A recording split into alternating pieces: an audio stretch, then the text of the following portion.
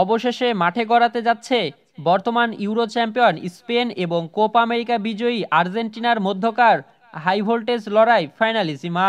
অনেকটাই চূড়ান্ত হয়ে গেছে এই ম্যাচের তারিখ ও ভেন্যু। এখন বাকি কেবল আনুষ্ঠানিকতা। দুই দলের সরাসরি বিশ্বকাপ খেলা প্রায় নিশ্চিত। আর্জেন্টিনা এরই মধ্যে বিশ্বকাপ নিশ্চিত করেছে, কাছাকাছি আছে স্পেনও। এই ম্যাচটি আয়োজন করা হবে কাতারের স্টেডিয়াম লুসাইল স্টেডিয়ামে, অর্থাৎ সেই একই মঞ্চে যেখানে ২০২২ সালে আর্জেন্টিনা বিশ্বকাপ জিতেছিল। সম্প্রতি উয়েফা, কনমেবল এবং সংশ্লিষ্ট ফেডারেশনগুলোর মধ্যে বৈঠক হয়েছে, যেখানে ২০২৬ সালের মার্চে এই ম্যাচ আয়োজনের পরিকল্পনা চূড়ান্ত হওয়ার কথা বলা হয়। সম্ভাব্য তারিখ হিসাবে ধরা হয়েছে ২৮শে মার্চ।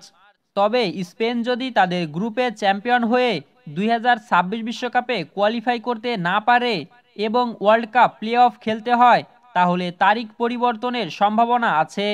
আর্জেন্টিনা ও স্পেন দুই দলের সর্বশেষ সাক্ষাৎ হয়েছিল ২০১৮ সালের মার্চে।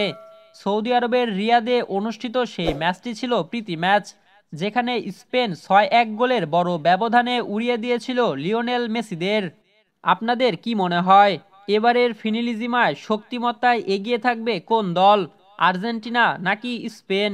জানাবেন ভিডিওর কমেন্টে। রাহুল আলামিন, বিডিআই স্পোর্টস।